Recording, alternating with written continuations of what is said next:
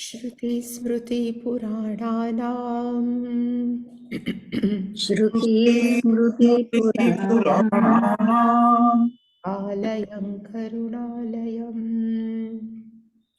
आलयं करुणालयम् नमामि भगवत्पादम् नमामि भगवत्पादम् शङ्करं लोकशङ्करम् लोकशङ्करम् शङ्करं शङ्कराचार्यम् शङ्करं शङ्कराचार्यम् केशवं बादरायणम् केशवं बादरायणम् सूत्रभाष्यकृतो वन्दे सूत्रभाष्यकृतो वन्दे भगवन्तौ पुनः पुनः भगवन्तो पुनः पुनः ईश्वरो गुरुरात्मेति ईश्वरो गुरुरात्मेति मूर्तिभेदविभागिने मूर्तिभेदविभागिने व्योमवद्व्याप्तदेहाय व्योमवद्व्याप्तदेहाय दक्षिणामूर्तये नमः। दक्षिणामूर्तये नमः।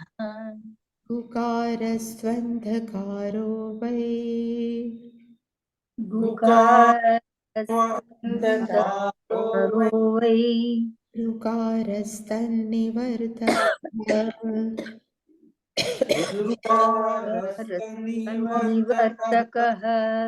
अन्धकारनिरोधित्वात् अन्धकारनिरोधित्वात् गुरुरित्यभिधीयते।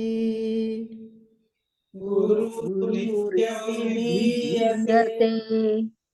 सदाशिवसमारम्भाम् सदाशिवसमारम्भाम् शङ्कराचार्यमध्यमाम् शङ्कराचार्यमध्यमाम् अस्मदाचार्यपर्यन्ताम् अस्मदाचार्यपर्यन्ताम् वन्दे गुरुपरम्पराम्। वन्दे गुरुपरम्पराम्। सहना भवतु ॐ सहना भवतु सहनौ भुनक्तु सहनौ भुनक्तु सह वीर्यङ्करवावहै सह वीर्यं करवावहै तेजस्विनावधीतमस्तु मा विद्विषावहै। तेजस्विनावधीतमस्तु मा विद्विषावहै। ॐ शान्ति शान्ति शान्तिः। ॐ शान्ति शान्ति।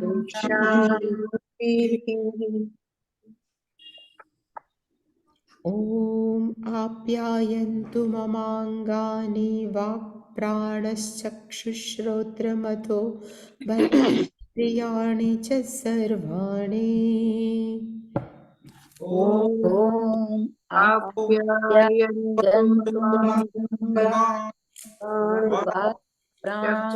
चक्षुषो मतो बलमिन्द्रियाणि च सर्वाणि। सर्वं ब्रह्मोपनिषदम् सर्वं ब्रह्मोपनिषदम् मामा ब्रह्म निराकुर्याम्। मामा ब्रह्म निराकुर्याम् माहं ब्रह्म निराकुर्याम् माहं ब्रह्म निराकुर्याम् मा ब्रह्म निराकरोत् मामा ब्रह्म निराकरोत् अनिराकरणमस्त्वनिराकरणं मे अस्तु अनिराकरणं मे अस्तु तदात्मनि निरतेय उपनिषत्सु धर्मास्ते मयि सन्तु ते मयि सन्तु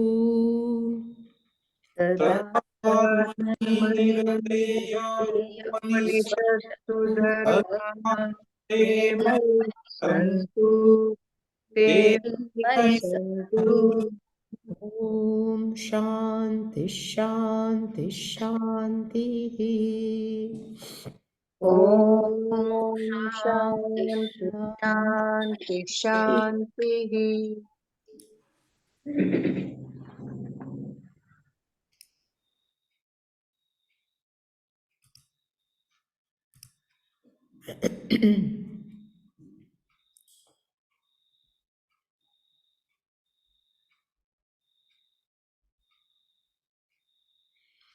उत्तालकः आरुणिः श्वेतकेतुं पुत्रम् उवाच स्वप्नान्तं मे सौम्य विजानीहि इति यत्र एतत् पुरुषः स्वपीति नाम सदा सौम्य तदा सम्पन्नो भवति स्वम् अपीतो भवति तस्मादेनं स्वपिति इति आचक्षते स्वं हि अपीतो भवति स यथा शकुनिः सूत्रेण प्रबद्धः दिशं दिशं पतित्वा अन्यत्र आयतनम् अलब्ध्वा बन्धनम् एव उपश्यते एवम् एव खलु सौम्य तन्मनः दिशं दिशं पतित्वा अन्यत्र आयतनम् अलब्ध्वा प्राणमेव उपश्यते प्राणबन्धनं हि सौम्य मन इति अशनापिपासे मे सौम्य विजानीहि इति यत्र एतत् पुरुषः अशेषिषति नाम अपः एव तद् अशितं नयन्ते तद् यथा गोनायः अश्वनायः पुरुषनायः इति एवं तद् अपः आचक्षते अशनाय इति तत्र एतच्छृङ्गम् उत्पतितं सौम्यविजानीहि इति न इदम् अमूलं भविष्यति इति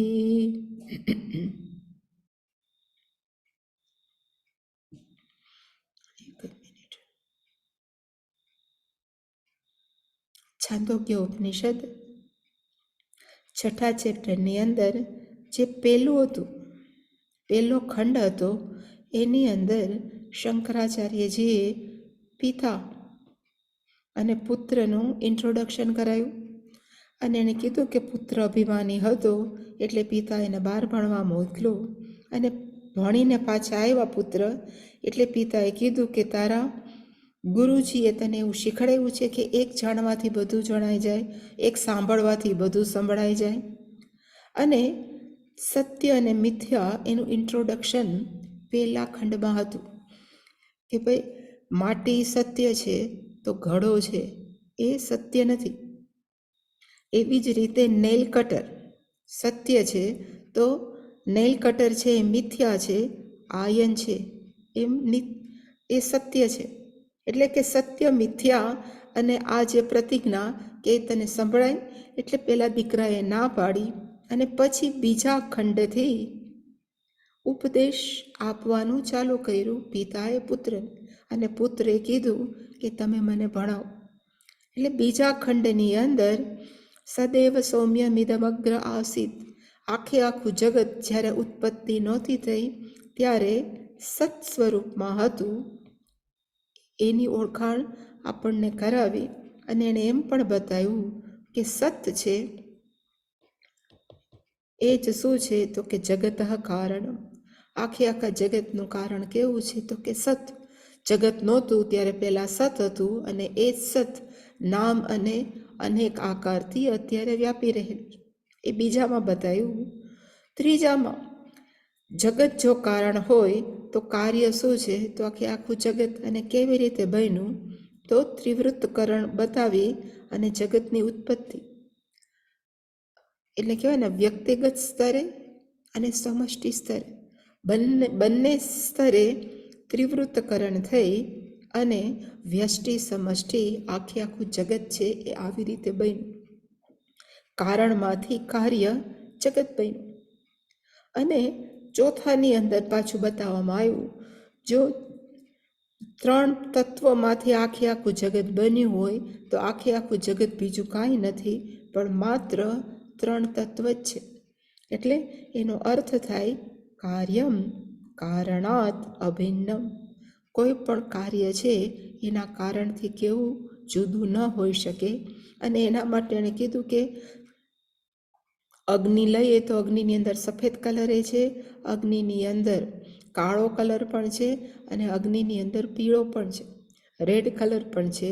લોહિતમ છે અગ્નિ તત્વ છે, વ્હાઇટ કલર અગ્નિમાં દેખાય એ જલ તત્વ છે અને કાળો છે અન્નમય કે પૃથ્વી તત્વ છે.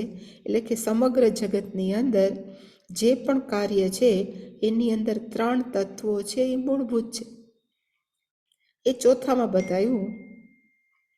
પાંચમો જે ખંડ હતો એની અંદર વ્યક્તિગત સ્તરે આપણે જે ખાઈએ છીએ એ પણ આપણા મનને અસર કરે. એટલે કે પૃથ્વી તત્વ મનને અસર કરે. આપહ પીતા, પાણી પીએ ત્રેધા વિધીયતે, એની અંદર પાણી છે એ આપણા પ્રાણને અસર કરે. અને આપણે તેલને બધું જે ખાઈએ ઘી તેલ એ આપણી વાણીને ઇફેક્ટ કરે. એને અર્થ કે 3 તત્વો આપણા વ્યક્તિગત શરીરને પણ અસર કરે છે એવું 5મા ખંડમાં બતાવ્યું.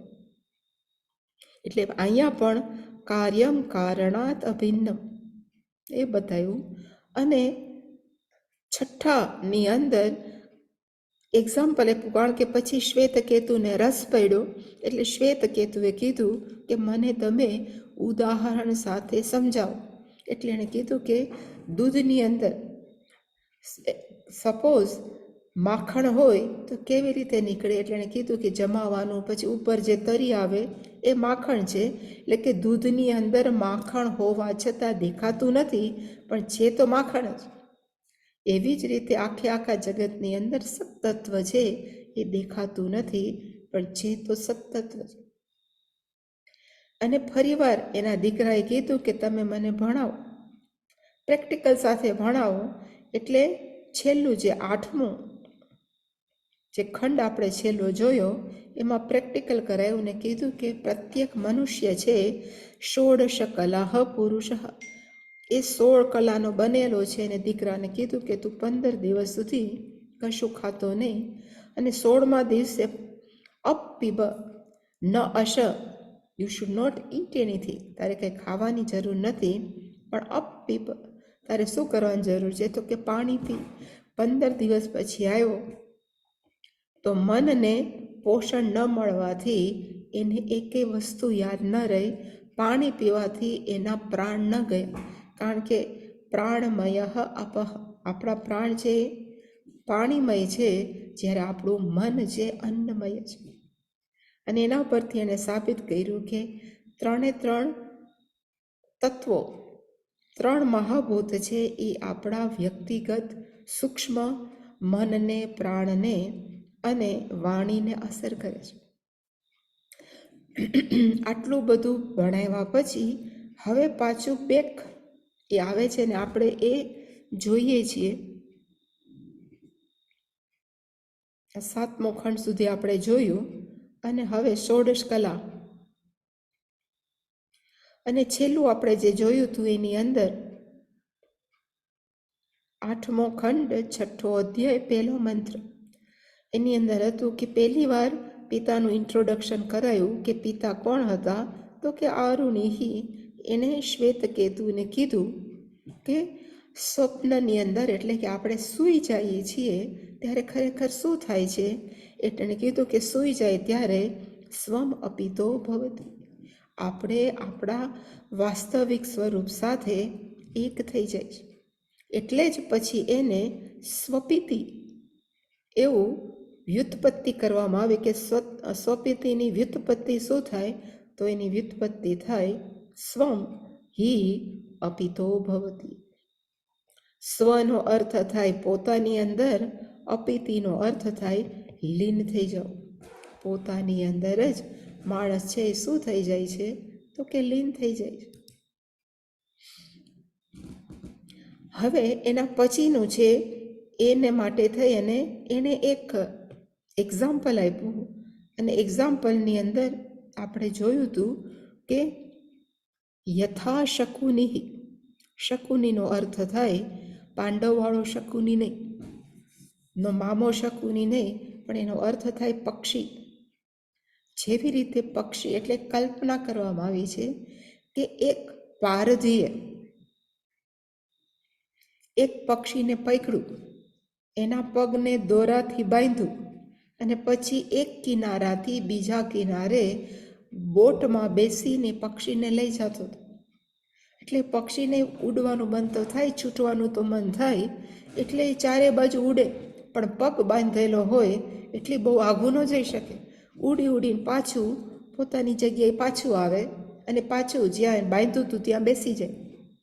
એવી જ રીતે એવું કહે છે કે દિવસભર જીવ છે એ પક્ષી જેવો છે, આખો દી ફર કર્યા કરે દિવસે જાગ્રત અવસ્થાની અંદર, અને જ્યારે થાકી જાય ત્યારે પછી પોતાની જાત સાથે સ્વપિતિ, આપણે જે કહીએ પોતાની જાત સાથે ભળી જાય, એટલે કે જ્યારે થાકી જાય ત્યારે પોતાની સાથે ભળી જાય છે કે ત્યાં આવીને બેસી જાય.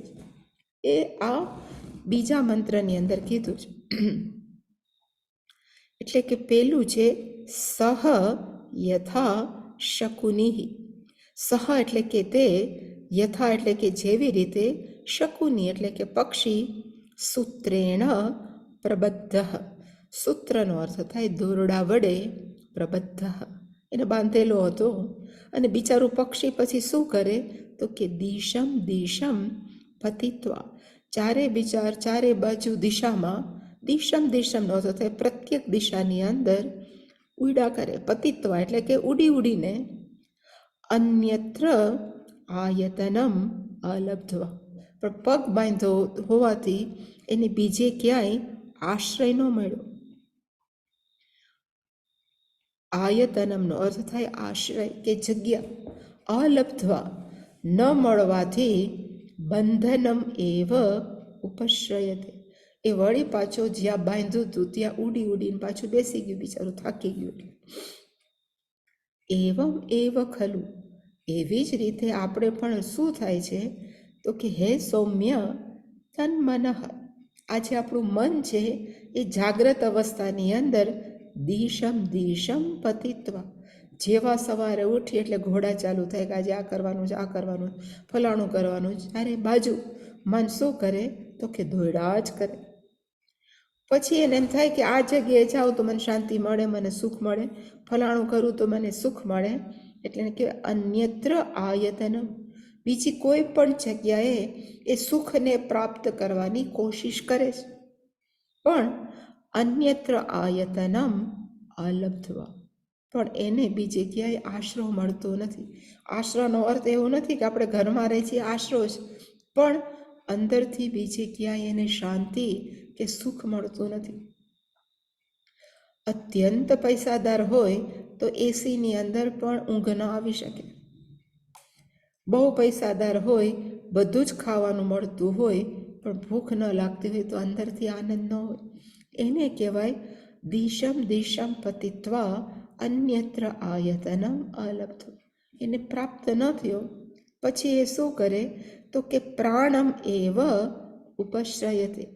અહીંયા પ્રાણનો અર્થ થાય સત તત્વ અથવા આપણે જે કહીએ છીએ ચૈતન્ય તત્વ. ઊંઘી જાય ત્યારે પ્રાણમ એવ ઉપશ્રયતે, ઊંઘની અંદર એ પોતાના ચૈતન્ય તત્વ સાથે ઉપશ્રયતે, એને પ્રાપ્ત કરે છે. એટલે એને કીધું કે પ્રાણબંધનમ હિ સૌમ્ય મનઃ. મન માટે મોટામાં મોટું બંધન, એના માટે આશ્રય કયો છે તો કે ચૈતન્ય તત્વ છે. એ જ મન માટેનો અંતિમ આશ્રય છે. એની સાથે એક થાય એટલે પછી ઊંઘી જાય. સ્વમ અપિતો ભવતી, આરામ મળે, પણ આખો દિવસ દિશમ દિશમ પતિત્વા અન્યત્ર આયતનમ અલબ્ધ્વા.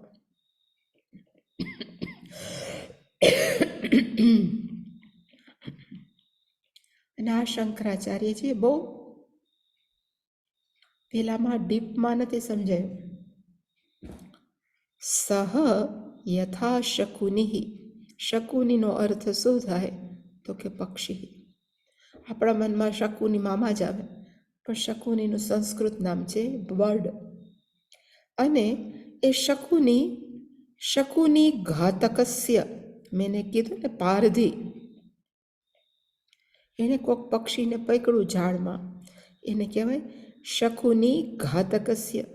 પારધી એને થઈ પક્ષીને મારવા વાળો એ પારધીએ શું કર્યું તો કે હસ્તગતેન સૂત્રેણ પ્રબદ્ધ પાશિત.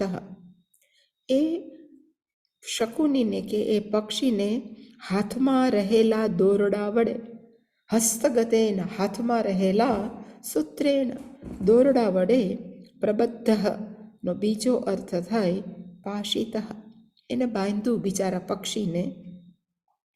અને બિચારું પક્ષી દિશમ દિશમ બંધન મોક્ષ અર્થી સન પ્રતિદિશમ પતિત્વા.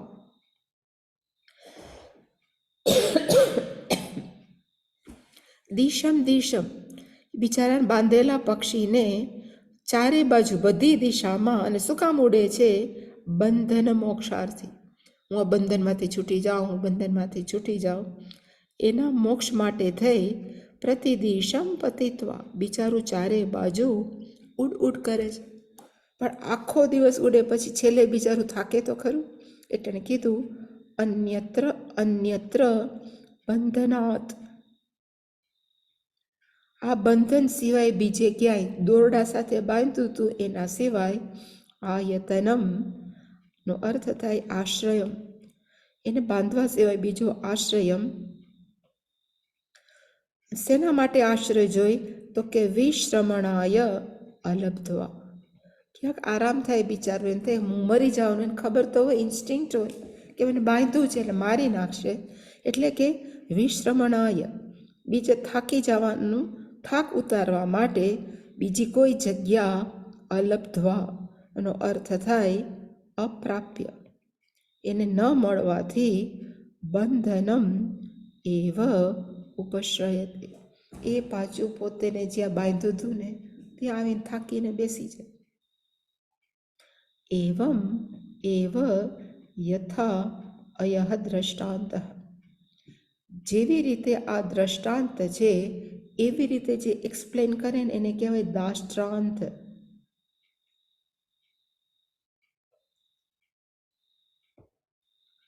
એને કહેવાય દાષ્ટાંત. એનાથી ઉપરથી એ સમજાવવામાં આવે અને એને કીધું કે એવી જ રીતે આપણે પણ શું થાય છે તો કે હે સૌમ્ય, એટલે કે હે શ્વેતકેતુ તન મનઃ, આપણું જે મન છે તત્ પ્રકૃત, જે અંડર ડિસ્કશન છે, અને એ જીવ છે જે એ કેવો છે તો ષોડશ કલ મત ન ઉપચિતમ. ઉપચિતમનો અર્થ થાય 16 કલા ધરાવતું આપણું મન. 1 મિનિટ મેં રાખ્યું છે, આજે જો મળે તો.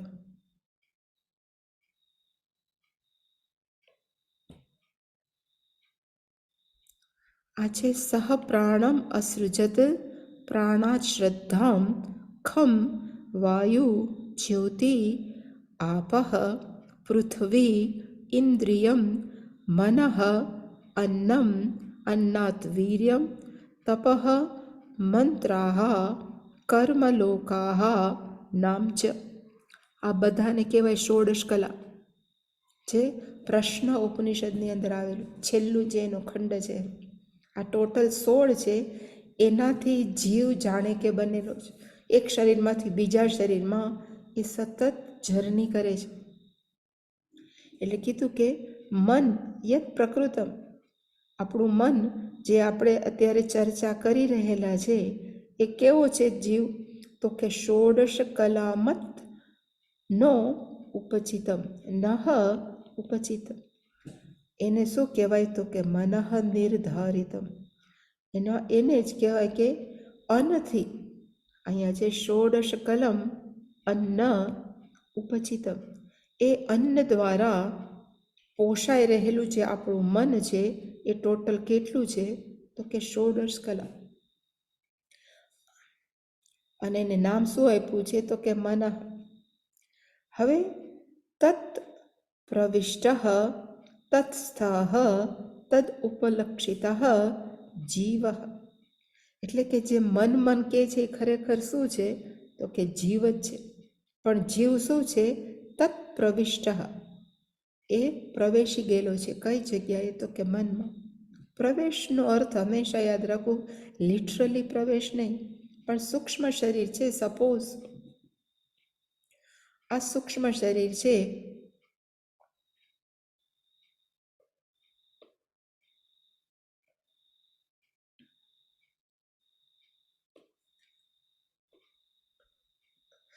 એની અંદર સપોઝ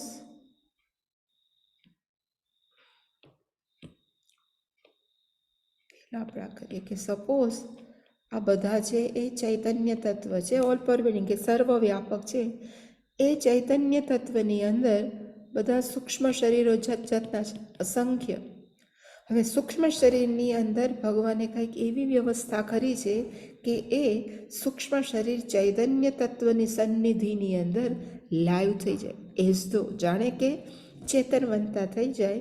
એ ચેતનવંતું સૂક્ષ્મ શરીર જ્યારે માને કે હું છું, પણ હું કોણ છું? તો કે હું મન જેવડું શરીર આપેલું છે, સ્થૂળ શરીર એવું જેવડું, એવું જે માનવું એને કહેવાય જીવ. એની અહીંયા વાત કરે છે તત્ પ્રવિષ્ટ. એનો અર્થ થાય ચૈતન્ય તત્વ છે એ શું છે? તો કે તત્નો અર્થ થાય મનસી પ્રવિષ્ટ. તત્સ્થ, ત્યાંને ત્યાં રહે ચૈતન્ય તત્વ જે પ્રતિબિંબ સમાન છે એ શું છે? તત્સ્થ નો અર્થ થાય એ ત્યાં જ રહેલું છે. તત ઉપલિક્ષિત તત ઉપલક્ષિત જીવ, એને જ આપણે ઉપલક્ષણ કહીએ છીએ. કેનું? તો કે જીવનું. જીવ કોઈ નવી એન્ટિટી નથી. અને એ જ જીવને તત મનઃ ઇતિ નિર્દિશ્યતે, એ જીવને જ મન કહેવામાં આવ્યું છે, કે નિર્દેશ કરવામાં આવ્યું છે. અને પછી એક એક્ઝામ્પલ આપ્યું, મંચ આક્રોશનવત સહ મન આખ્ય ઉપાધિ જીવ. મંચ એટલે શું? મંચનો એક અર્થ પક્ષી પણ થાય, પણ અહીંયા લખ્યું છે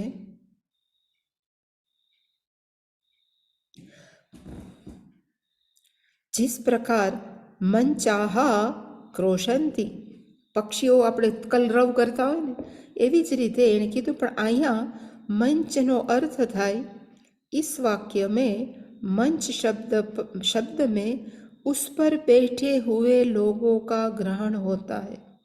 આપણે ગુજરાતીમાં મંચ કદાચ એમાં ઉપરથી જાય, પોડિયમ બનાવ્યું હોય કે સ્ટેજ ઉપર માણસો ભેગા થઈને બોલ બોલ બોલ બોલ બોલ કચડ કચડ કર્યા કરતા હોય ને, એ उसी प्रकार यहाँ मन शब्द से मन में स्थित मन रूप उपाधि वाला जीव उपलक्षित होता है। જેવી રીતે પક્ષીઓ કલરવ કરે, જેવી રીતે માણસો બોલ બોલ કરે, એવી જ રીતે મનની અંદર જીવ છે એ હંમેશા શું કરતો હોય તો કે કચકચ, મને આ થાય છે, મને આમ છે, મને આમ છે. એટલે કે મંચ છે એ કોનું ઉપલક્ષણ છે તો કે જીવનું.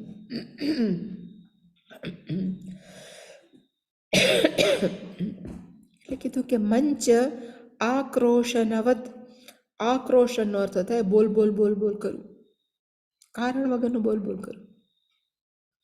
આક્રોશનવત સહ મન આખ્ય ઉપાધિ જીવ. આ જીવાત્મા છે જેને એક ઉપાધિ પ્રાપ્ત થઈ છે ચૈતન્ય તત્વને, અને એનું નામ કયું છે તો કે મન. ચૈતન્ય તત્વે જે મનની ઉપાધિ પ્રાપ્ત કરી છે, એ પ્રાપ્ત થયેલ ઉપાધિ વડે એ ચૈતન્ય તત્વનું નામ શું છે તો કે જીવ. એટલે કે એનું નામ છે જીવ. અને એ જીવ બિચારો શું છે તો કે અવિદ્યા કામ કર્મ ઉપદિષ્ટા. એ જ્યારથી બાય બર્થ કેવો છે તો કે એક મૂડી લઈને જન્મ જ કયો તો કે હું કોણ છું એ ખબર નથી. એટલે કે એ મૂડીનું નામ છે અવિદ્યા. હું કોણ છું ખબર નથી, એટલે અંદરથી માણસો હંમેશા કેવા હોય તો કે દુઃખી હોય. અને દુઃખી હોવાથી સુખી થવા માટે એ શું કરે તો કે કામઃ, ઈચ્છા કરે. અને કેવી ઈચ્છા કરે તો કે હું આ કર્મ કરું, જગતમાં જો મારું નામ થાય તો હું સુખી થાઉં, 10 માણસો મને ઓળખે તો હું કંઈક છું એવું મને લાગે. એટલે કે એ જાત જાતની ઈચ્છાઓ કરે. એ ઈચ્છાઓને પૂરી કરવા માટે કર્મ કરે. અને જે કર્મ શાસ્ત્રમાં લેખા હોય, યુટ્યુબમાં વાંચે, જાત જાતનું કરે. ઉપદિષ્ટામ, જે પણ બતાવવામાં આવ્યા છે એવી રીતે એ દિશમ દિશમ સુખ દુઃખાદિ લક્ષણામ જાગ્રત સ્વપ્નયોહો પતિત્વા અથવા ગત્વા. એટલે કે જાગૃત અવસ્થામાં બિચારો શું કરે તો કે હું આ કામ કરું તો સુખી થાઉં, હું ફલાણું કરું તો સુખી થાઉં, હું આને ફોન કરું તો સુખી થાઉં, હું આને વોટ્સઅપ કરું તો સુખી, જાત જાતનું. એટલે કે કર્મ ઉપદિશામ દિશમ દિશમ, ચારેય બાજુ જેના હાથમાં જે સાધન આવ્યું એનાથી એ સુખ દુઃખ આદિ લક્ષણ. આખો દિવસ આપણે શેનો અનુભવ કરીએ છીએ? ક્યારેક સુખ, મોટા ભાગે દુઃખ. એટલે કે સુખ દુઃખાદિ લક્ષણામ. અને ક્યાં અનુભવ કરે છે તો કે જાગ્રત સ્વપ્નયોહો પતિત્વા અથવા ગત્વા. જાગ્રત અવસ્થામાં કે સ્વપ્ન અવસ્થામાં જઈને, પતિત્વનો પડીને નહીં પણ ત્યાં જઈને, ગત્વા એટલે કે ત્યાં જઈને અનુભવ કરે છે. પણ અંતે તો થાકી જાય, ઊંઘ આવી જાય તો સારું, ઊંઘ આવી જાય એમ જ આપણે બોલતા હોય, અનુભવ્ય. પણ પછી આખો દિવસ દોડ દોડ કરીને થાકી જાય, સુખ ન મળે, એટલે પછી માણસો એમ કે એટલીસ્ટ ઊંઘ આવી જાય તો સારું. એટલે શાસ્ત્ર કહે છે અન્યત્ર સદ આખ્યાત સ્વાત્મનઃ આયતનમ વિશ્રમણ સ્થાનમ. થાક ઉતારવાનું શ્રેષ્ઠ સાધન કયું છે તો કે આપણે આપણી જાત સાથે એક થવું. અન્યત્ર બીજું કોઈ સદ આખ્ય, સત્તત્વ નામનું, એને કહેવાય સદ આખ્યાત, સત્તત્વ નામનું સ્વાત્મનઃ પોતાના સિવાયનું આયતનમ આશ્રય કે સ્થાન, જ્યાં આપણે આરામ કરી શકીએ. વિશ્રમણ સ્થાન, શ્રમણનો અર્થ થાય થાક. વિગતઃ શ્રમણમ યસ્માત, જેમાંથી આપણો થાક ઉતરી જાય એ જગ્યાને શું કહેવાય તો કે વિશ્રમણ સ્થાન. આખો દિવસ ગોઈતા કર્યું કે આ કરું તો મને વિશ્રમણ સ્થાન મળી જાય, આઈ કેન બી રિલેક્સ્ડ, પણ અલબ્ધવા, આખા દિવસ અને સપનામાં પણ એવું એને એકેય જગ્યા ન મળી કે જ્યાં એનો થાક ઉતરે. અંતે પ્રાણમ એવ, ફરી પાછો રાતે ફરીને ક્યાં આવ્યું તો કે પ્રાણ પાસે. અને અહીંયા પ્રાણનો અર્થ શું થાય તો કે ચૈતન્ય તત્વ. અહીંયા પ્રાણ એટલે આપણે બ્રીધિંગ કરીએ છીએ પ્રાણ નહીં, એટલે શંકરાચાર્યએ કીધું પ્રાણેન સર્વ કાર્યકરણ આશ્રયેણ ઉપલક્ષિતા પ્રાણ ઇતિ ઉચ્યતે સદ આખ્યા પરાદેવતા. ખરેખર પ્રાણનો અર્થ શું થાય તો કે પ્રાણ વડે સર્વ કાર્યકરણ આશ્રયેણ ઉપલક્ષિતા. આપણા શરીરને નામ શું આપ્યું છે? મેં ઘણી વાર કીધું છે કે કાર્યકરણ સંઘાત. કાર્યકરણ સંઘાત.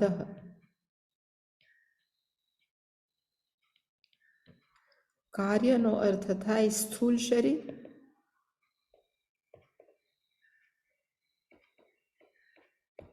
અને કરણનો અર્થ થાય સૂક્ષ્મ શરીર.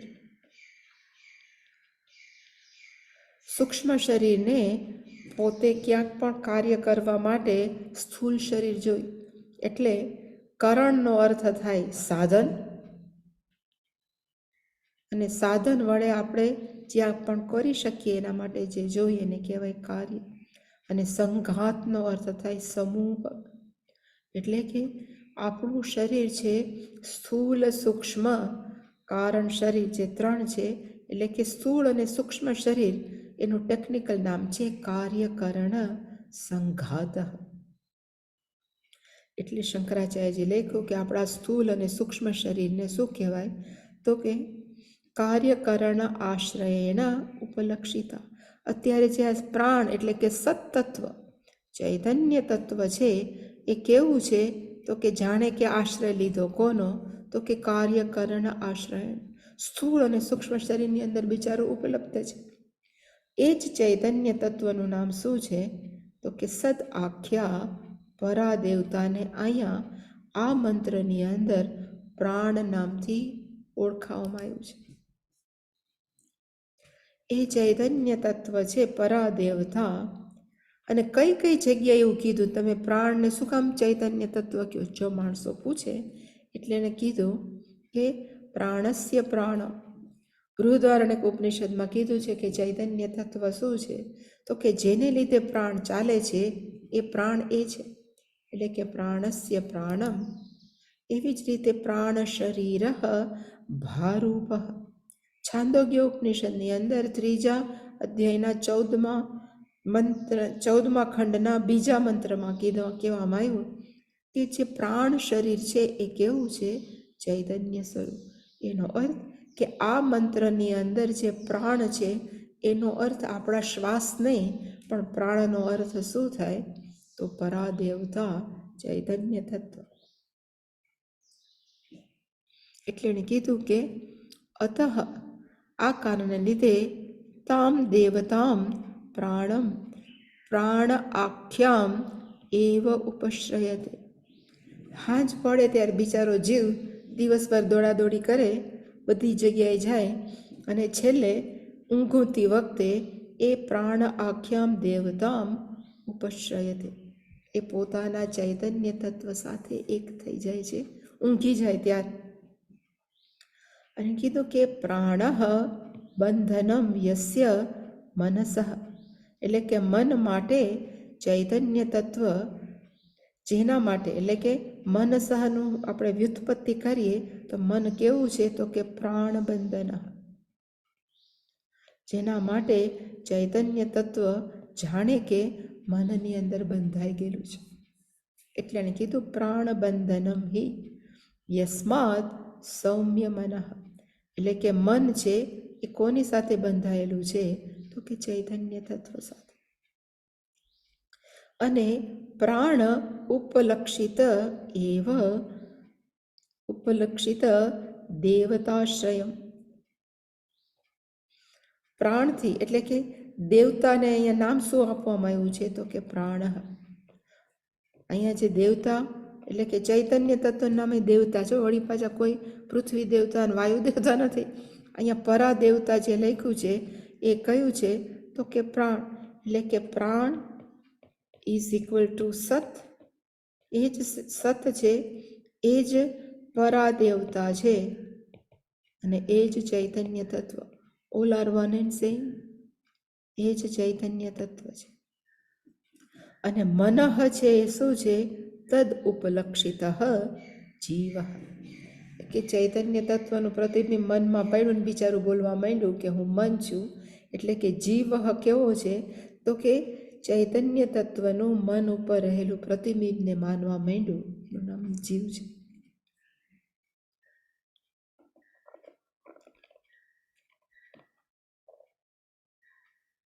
અને હવે પછીના મંત્રની અંદર ધીમે ધીમે મન કહેવાય ને કે સાબિત કરવા માગે છે કે જો કાર્ય હોય તો એનું કારણ હોવું જ જોઈએ. જો ઘડો છે તો માટી હોવી જ જોઈએ. જો આપણા હાથના સોનાના બંગડીઓ છે તો સોનું હોવું જ જોઈએ. એવી જ રીતે આપણે આખું જગત છે તો એનું કારણ હોવું જ જોઈએ. આપણું મન છે તો એનું કારણ હોવું જ જોઈએ. એટલે હવે શંકરાચાર્યજીએ પૂર્વ ભૂમિકા બાંધી. એવં સ્વપિતિ નામ પ્રસિદ્ધિ દ્વારેણ યત જીવસ્ય સત્ય સ્વરૂપમ જગતઃ મૂલમ. જગતઃ મૂલમ 6/1 છે. જગતઃ મૂલમનો અર્થ થાય જગતનું કારણ, મૂલમનો અર્થ થાય કારણ. જગતનું કારણ કયું છે? તો કે સત્ય સ્વરૂપમ, જે વાસ્તવિક સ્વરૂપ છે એ જ જગતનું કારણ છે. અને કયું વાસ્તવિક કારણ? તો કે યત જીવસ્ય, જીવનું વાસ્તવિક સ્વરૂપ કયું છે? તો કે ચૈતન્ય તત્વ. એ ચૈતન્ય તત્વ જ જગતનું શું છે? તો કે કારણમ મૂલમ. અને એ સાબિત કેવી રીતે કર્યું?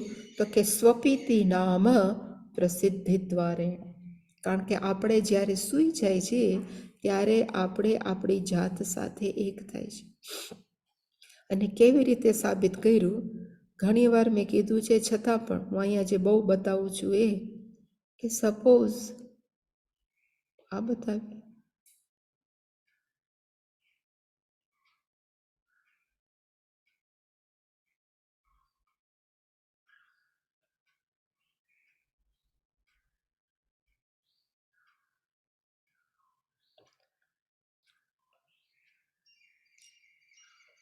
આને આપણે કહીએ કે સ્થૂળ શરીર, અંદરનું છે એને આપણે કહીએ સૂક્ષ્મ શરીર. હવે સૂક્ષ્મ શરીર છે એ ચૈતન્ય તત્વની સાનિધ્યમાં આવે એટલે કેવું થાય? એટલે ચૈતન્ય તત્વની સાનિધ્યમાં આવે એટલે ચેતનવંતુ બને. એ ચેતનવંતુ બને. હવે ચેતનવંતુ સૂક્ષ્મ શરીર સ્થૂળ શરીરને પણ શું કરે? તો કે ચેતનવંતુ. પણ ઊંઘી જાય આપણે ત્યારે સ્થૂળ શરીર છે એ સૂક્ષ્મ શરીરમાં લીન થાય. સૂક્ષ્મ શરીર છે મનને બધી, મનની અંદર બધી જ્ઞાનેન્દ્રિય અને કર્મેન્દ્રિય લીન થાય. અને મન છે એ ક્યાં લીન થાય? તો કે મન છે એ ખરેખર જે પ્રતિબિંબ નથી, જે સત સ્વરૂપ છે એની અંદર જ લીન થાય. એટલે જ મન જ્યારે સત સ્વરૂપની અંદર લીન થાય એટલે આપણને આનંદ મળે છે. એટલે એણે કીધું કે સ્વપિતિ નામ પ્રસિદ્ધિ દ્વારેણ, આપણે ઊંઘી જાય ત્યારે આપણા સ્વરૂપ સાથે એક થાય છે એ જગ જાહેર કારણ દ્વારા. જીવનું જે જીવ છે એનું વાસ્તવિક સ્વરૂપ જે ચૈતન્ય તત્વ છે એ જ જગતઃ મૂલમ, એ જ જગતનું કારણ છે. તત પુત્રસ્ય દર્શયિત્વા, એ જ દીકરાને બતાવવા માટે થઈ અને એણે પિતાએ કીધું હતું કે અહાન અન્નાધિકાર્યમ. એટલે કીધું કે આપણે આખું જગત છે એ કેવું છે? તો કે અન્ન કાર્ય. જો તમને યાદ હોય, અન્નમય મનઃ, તેજોમયી વાક અને અપમય પ્રાણ, પ્રાણોમય અપ. એટલે કે આખું જગત છે એ કેવું છે? તો કે અન્નાધિકાર્યમ, અન્નનો અર્થ થાય પૃથ્વી, પછી પાણીનો અર્થ થાય અપ, અને અગ્નિનો અર્થ થાય તેજ. એટલે કે આખું જગત છે એ અન્નાદિ કાર્યકારણ પરંપરયા અપી જગત મૂલમ. આ ત્રણ તત્વ છે એ જ જગત મૂલમ. એ સત, અહીંયા છે સત, દિદર્શયિષુઃ. દિદર્શયિષુઃ નો અર્થ થાય દર્શયિતુમ ઇચ્છુઃ. એને કહેવાય સનાદ્યંત ક્રિયાપદ. દર્શયિતુમ ઇચ્છુઃ કોણ? તો કે ઉદ્દાલક. ઉદ્દાલક એવું બતાવવામાં માગે છે એના દીકરાને કે આખા જગતનું કારણ કયા છે? કે ત્રણ તત્વ. પણ ત્રણ તત્વનું પણ કારણ કયું છે? તો કે સત. એટલે આપણે ઘણીવાર જે બોલીએ છીએ ને બાધ, નિષેધ, આને કહેવાય બાધ પ્રક્રિયા. હવે ચાલુ કરી પિતાએ એના દીકરા માટે.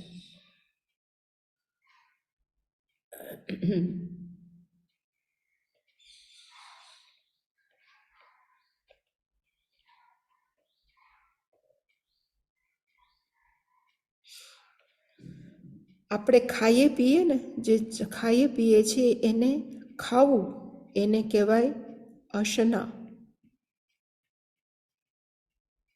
અને પીવું એને શું કહેવાય? પીપાસા.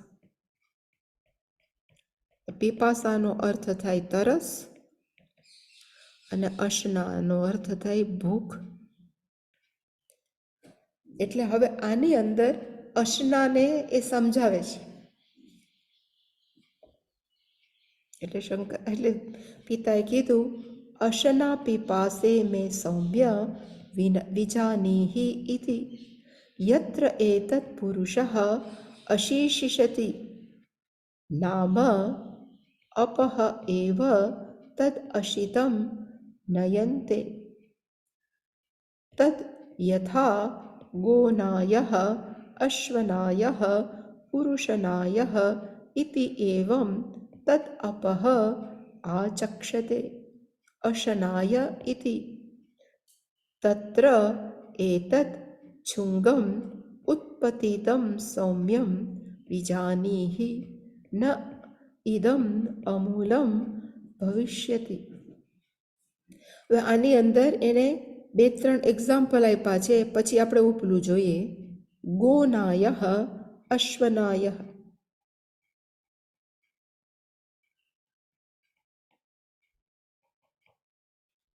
અશ્વનાયઃ નયતિ એક ક્રિયાપદ છે ને અર્થ થાય દોરી જવું, લઈ જવું.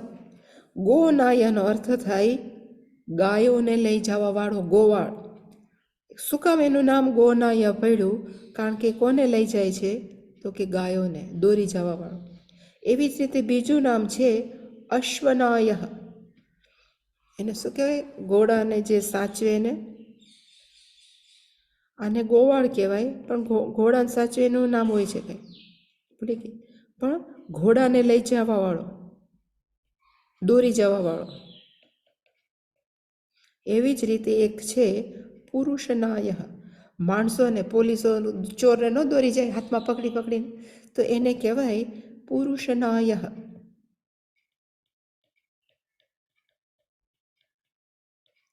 એનો અર્થ થાય નાયનો અર્થ થાય નયંતી, લઈ જાય છે, દોરી જાય છે. ગોનાય ગાયને દોરવા વાળો. અશ્વનાય નો અર્થ થાય ઘોડાને લઈ જવા વાળો. અને પુરુષનાય મનુષ્યને લઈ જવા વાળો. એવી જ રીતે આપણે ખાઈએ એનું નામ શું છે? તો કે અશનાયા. અશનાયા છે ને, એ દેખાડવા માંગે છે. તો કે આપણે જ્યારે ખાઈએ છીએ, અન્ન ખાઈએ છીએ, ત્યારે અન્નનું શું થાય છે?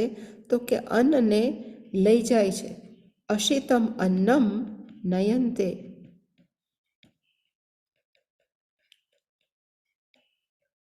નયંતી હોવું જોઈએ, પણ આને છાંદસ પ્રયોગ કહેવાય. આપણે એમ ન કહેવાય કે નયંતે ખોટું છે, કારણ કે એ છે પરસ્મય પદ નયંતી, પણ અહીંયા છે નયંતે વાપર્યું છે. એટલે કે આપણું ખાધેલું અન્ન છે એ લઈ જાય છે. કોણ લઈ જાય છે? આપણા આખા શરીરની અંદર ખાધેલું અન્ન છે લઈ જવા માટે લિક્વિડ છે ને, જે આપણે એને પછી ભલે ને હોર્મોન છે એ બધાય નામ આપીએ કે ભાઈ જાત જાતના ગેસ્ટ્રિક જ્યુસ છે, પણ એ જ્યુસ છે એ સોલિડ છે કે પ્રવાહી છે? તો કે પ્રવાહી. અને પ્રવાહી હોય એ કેવું હોય? તો કે હંમેશા લિક્વિડ. ને લિક્વિડને આ લોકો શું કહે છે? આપહ. એનો અર્થ કે ખાધેલા અન્નને લઈ જવા આપણા ચારે બાજુ શરીરને પહોંચાડવા માટે કામ કોણ કરે છે? તો કે પાણી. એટલે એનું નામ પડ્યું અશનાય. અશનાય ઇઝ ઇક્વલ ટુ આપહ. શું કામ? તો કે ખાધેલા અન્નને ચારે બાજુ વેસલ્સ દ્વારા બધી જ જગ્યાએ પહોંચાડે. આપણે નાના હતા ને ત્યારે થોડું ડાયજેસ્ટિવ સિસ્ટમ એટલે પાચન તંત્રની જોતા. એમાં શું થતું? ખાધેલા અન્નની અંદર જેવું સ્ટમકમાં જાય એટલે જાત જાતના જ્યુસ નીકળે, કાર્બોહાઈડ્રેટ ને ફેટ ને પ્રોટીનની બચાવે. એ બધા જ કેવા છે? તો એક પાણી જ છે, લિક્વિડ જ છે.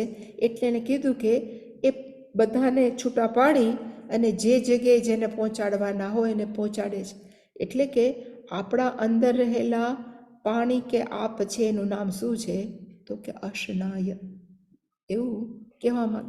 એટલે એને કીધું કે હવે જોઈએ, આ કાઢી નાખીએ બધું અને પછી જોઈએ. અશના પીપાસે મેં કીધું કે અશના પીપાસે મેં સૌમ્ય વિજાનીહિ ઇતિ. હવે તું ભૂખ અને તરસની બાબતમાં મારી પાસેથી જાણ. વિજાનીહિ, મે યુ નો, મારી પાસેથી જાણ. અને એણે કીધું કે યત્ર એતત પુરુષ અશીષિષતિ. અશીષિષતિ ન અશિતુમ ઈચ્છતિ, ખાવા ઈચ્છે છે. અશીષિષતિનો અર્થ થાય અશિતુમ ઈચ્છતિ. જેવી રીતે દિદર્શિત નો અર્થ થાય દર્શિતુમ ઈચ્છતિ. ત્યારે અશિષિતસી એનો અર્થ થાય ખાવા ઈચ્છે છે. ત્યારે શું થાય છે? તો કે અપહ,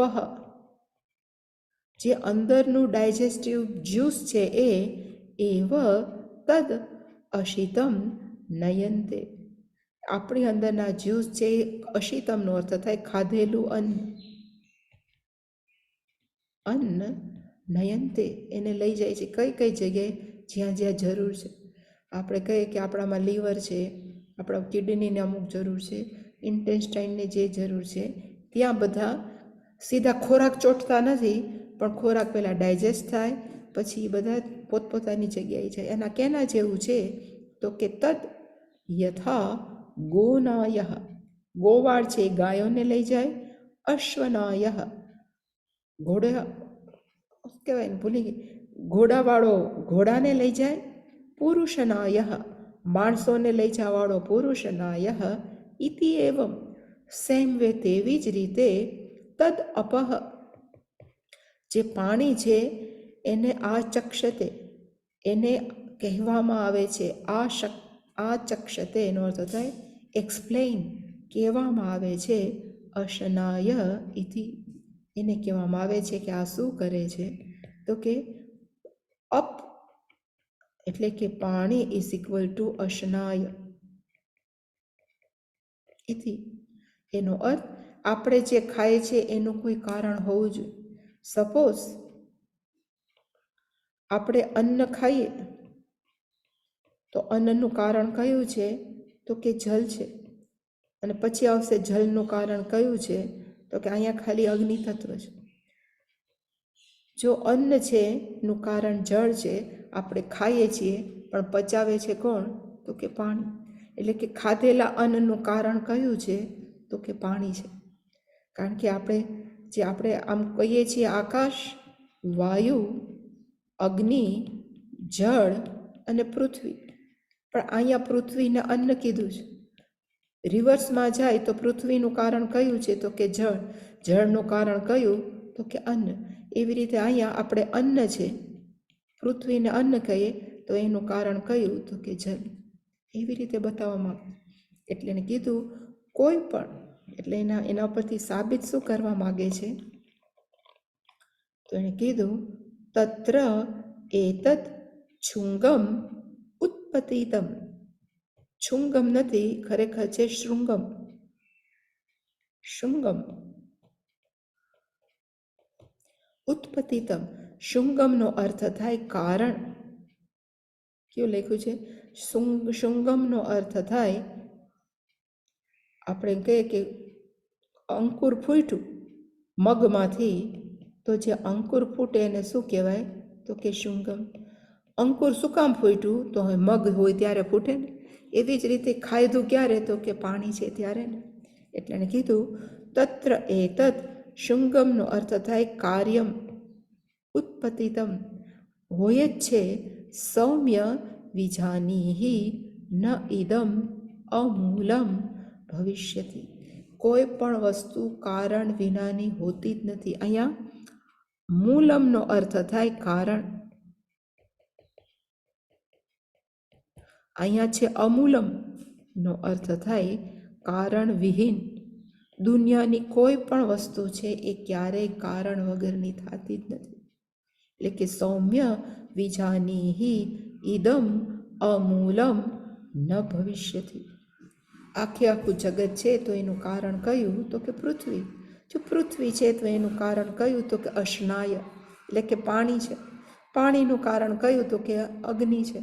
એનો અર્થ કે હંમેશા કાર્ય અને કારણ છે એ જોડેલા જ હોય. એટલે પછી કહેશે કે ખરેખર પૃથ્વી કારણ નથી, કારણ કયું છે? તો કે જલ. જલ કારણ નથી, કારણ કયું છે? તો કે અગ્નિ. અગ્નિ ખરેખર નથી, કારણ કયું છે? તો કે સત. પણ સત કોણ છે? તો કે તું છો. તત્વમસી શ્વેત કેતુ. એવી રીતે હવે ધીમે ધીમે એને આ ઉપદેશ તરફ લઈ જાય છે પિતા.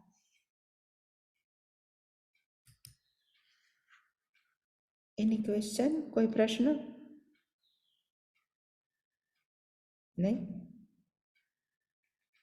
તો પૂર્ણમદ ઓમ પૂર્ણમદ પૂર્ણમિદં પૂર્ણાત પૂર્ણમુદચ્યતે પૂર્ણસ્ય પૂર્ણમાદાય પૂર્ણમેવાવશિષ્યતે. ઓમ શાંતિ શાંતિ શાંતિ. હરિ ઓમ. શ્રી ગુરુભ્યો નમઃ. હરિ ઓમ.